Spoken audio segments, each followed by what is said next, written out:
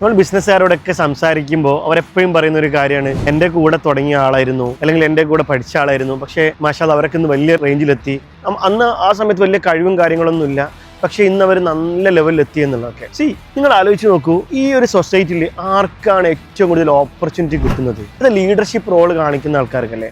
അവരെക്കാളും കൂടുതൽ കഴിവുള്ള ആളുകൾ ഇവിടെ ഇരിക്കുമ്പോൾ തന്നെ എങ്ങനെയാണ് ഈ ലീഡർഷിപ്പ് റോളിലേക്ക് ഇവർ എത്തുന്നത്? ഇതിൽ ഏറ്റവും പ്രധാനപ്പെട്ട ഒരു കാര്യം എന്താണെന്ന് വെച്ച് കഴിഞ്ഞാൽ പബ്ലിക് സ്പീക്കിംഗ് സ്കില്ലാണ്. നമ്മൾ ചുറ്റുള്ള സൊസൈറ്റിയിൽ, അതിപ്പോൾ ഒരു പൊളിറ്റിക്കൽ ആയിക്കോട്ടെ, ബിസിനസ്സിലായിക്കോട്ടെ, ഒരു കമ്പനിയിലായിക്കോട്ടെ, ഏറ്റവും കൂടുതൽ ഓപ്പർച്യൂണിറ്റി കിട്ടാനുള്ള ഏറ്റവും വലിയൊരു ഹാക്കാണ് പബ്ലിക് സ്പീക്കിംഗ് സ്കിൽ എന്നുള്ളത്, ഈ പ്രസന്റേഷൻ സ്കിൽ എന്നുള്ളത്. ഇവിടെ ഏറ്റവും കഴിവുള്ളവരല്ല രക്ഷപ്പെടുന്നത്.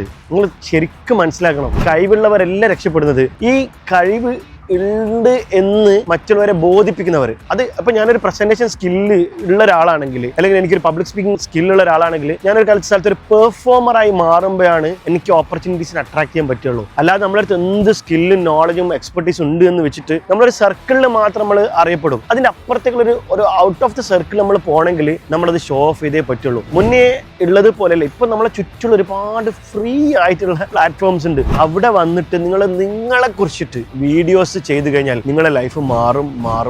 അതിൽ യാതൊരു സംശയമില്ല.